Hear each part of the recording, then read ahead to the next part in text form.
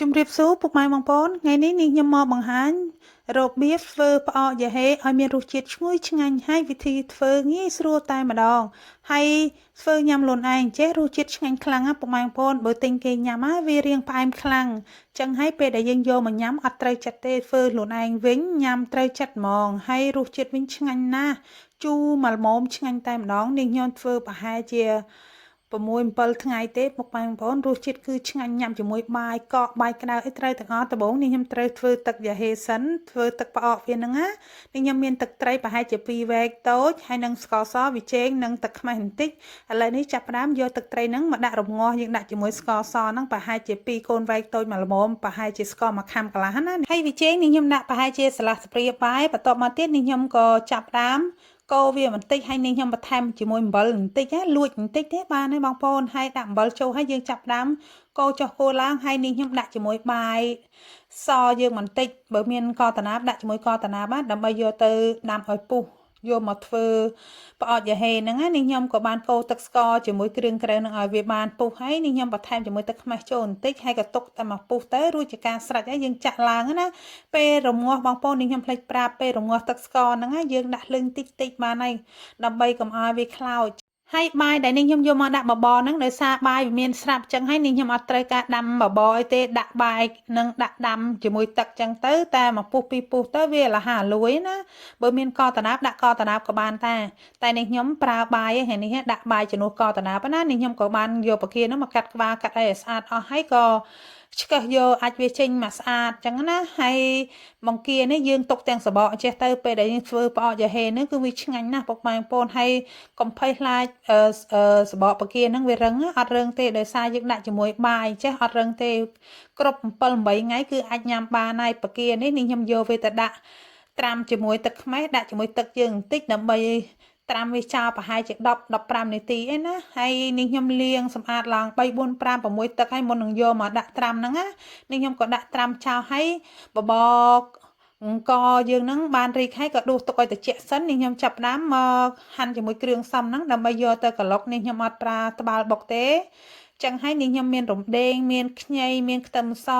ម្ទេសស្រស់នេះខ្ញុំដាក់ប្រហែលជា8-9គ្រាប់ហើយបន្ទាប់មកទៀតនេះខ្ញុំក៏ហាន់ខ្ទឹមនឹងឲ្យបែកបន្តិចទៅដើម្បីងាយស្រួលយកវាទៅក្លុកជាមួយម៉ាស៊ីនណាយើងក្លុកវារួចហើយក៏ចាប់ផ្ដើមយកបង្គាដែលនេះខ្ញុំដាក់ត្រាំជាមួយទឹកខ្មេះហ្នឹងយកវាមកដាក់ស្រង់ឲ្យវាដាក់ឲ្យវាស្ងួតសិនចាំយើងយកវាមកចាវជាមួយគ្រឿងក្រៅហ្នឹងណាបងប្អូនឥឡូវនេះខ្ញុំក៏បានដាក់វាសដិលឲ្យរៀងសោះទឹកបន្តិចពេលដែលយើងស្រង់ពីទឹកហ្នឹងមកទឹកដែលយើងត្រាំទឹកខ្មេះជាមួយទឹកហ្នឹងយើងមិនបាច់លាងទឹកទៀតទេពុកម៉ែបងប្អូនយើងគ្រាន់តែស្រង់ឲ្យដាក់សដិលវាឲ្យស្ងួតបន្តិចទៅចាប់ផ្ដើមមកលាយគ្រឿងផ្សំចូលគ្នាតែម្ដងដាក់ជាមួយម្ទេសខ្ទឹមដែលយើងក្លុកហ្នឹងហើយបន្ទាប់មកទៀតយកបាយដែលយើងបបរហ្នឹងយកមកដាក់ចូលទៅហើយបបរនេះយើងបបរមករីកណាមកវារីកគ្រាប់អង្គអស់ទៅហើយចាប់ផ្ដើមចាក់ជាមួយទឹកស្ករដែលយើងបានរងាស់ហ្នឹងហើយពុកម៉ែបងប្អូនធ្វើញ៉ាំខ្លួនឯងចេះអត់សូវផ្អែមខ្លាំងទេ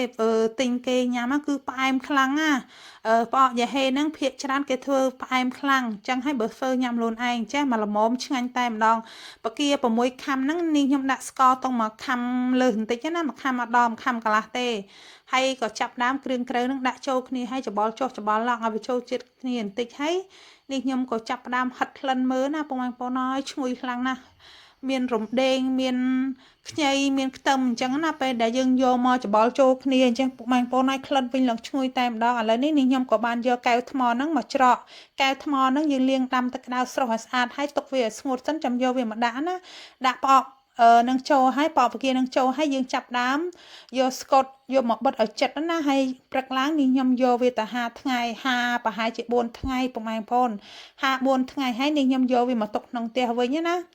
ហាបកានេះដើម្បីវាឆ្អិនល្អហើយសាច់បកាវិញឡើងស្វិតឆ្ងាញ់តែម្ដងឥឡូវនេះគ្រប់4-5ថ្ងៃហើយនេះខ្ញុំយកវាមកមើលសិនចង់ដឹងថារសជាតិវាមិនដែរវាជូរនៅអីនៅអញ្ចឹងណាពុកម៉ែបងប្អូនពេលដែលនេះខ្ញុំយកមកមើលហ្នឹងក្លិនវិញឡើងឈ្ងុយតែម្ដងហើយទឹកហ្នឹងអាចយកទៅចៅល្ហុងអីបានទៀតហើយឥឡូវនេះខ្ញុំក៏ចាប់ដើមយកបកាមកដាក់ចានដោយសារអីប្តីរបស់នាងខ្ញុំគាត់ចង់ញ៉ាំគាត់ទឿននាងខ្ញុំចង់ភ្លក់មានអីនាងខ្ញុំក៏បាចេញពីកែវហ្នឹងដាក់ក្នុងចានដើម្បីថតបង្ហាញបងប្អូនតែម្ដងទៅហើយបកានេះទុក ខ្ទង់7 8ថ្ងៃទៅញ៉ាំបានហើយនេះខ្ញុំយកមកបង្ហាញបងប្អូននេះបានប្រហែលជា5ថ្ងៃហើយសាច់ពគាវិញឡើងស្វិតហ្មងពុកម៉ែបងប្អូនស្វិតឆ្ងាញ់ណាស់ហើយជូរមកល្មមអត់តន់ជូរខ្លាំងទេណានៅរៀងស្ទើទុកប្រហែលជា2យប់អីទៀតទៅគឺឆ្ងាញ់ហ្មងពុកម៉ែបងប្អូនហើយនេះខ្ញុំក៏បានភ្លក់បង្ហាញបងប្អូនបន្តិចដែរចង់ដឹងថារសជាតិមិនដែរអត់ប្រៃទេមកល្មមឆ្ងាញ់ហ្មងយើងដាក់ជាមួយទឹកត្រីជាមួយស្ករប្រហែលជាមួយខាំជាងបកា6ខាំហ្នឹងមកល្មមឆ្ងាញ់ចុះភ្លក់ឡើងក៏នឹកឃើញយកបាយសហ្នឹងមកញ៉ាំតបជាមួយបកាហ្នឹងបរោយហើយបកានេះសបកវិញឡើងទន់ល្មើយញ៉ាំទៅគឺឆ្ងាញ់ខ្លាំងណាស់អត់ប្រៃទេពុកម៉ែបងប្អូនហើយមកល្មមឆ្ងាញ់ហ្មងញ៉ាំជាមួយបាយសបាយកកបាយក្តៅហ្នឹងត្រូវទាំងអស់ហ្មងហើយពុកម៉ែបងប្អូនកុំភ្លេចធ្វើញ៉ាំណាហើយបើពុកម៉ែបងប្អូនពេញចិត្តនៅវីដេអូរបស់នេះខ្ញុំកុំភ្លេច follow page ឬក៏ជួយ like ជួយ share ឲ្យនេះខ្ញុំម្នាក់មួយផងដើម្បីនេះខ្ញុំមានកម្លាំងចិត្តធ្វើវីដេអូថ្មីៗជារៀងរាល់ថ្ងៃនេះខ្ញុំក៏សូមអរគុណបាយបាយ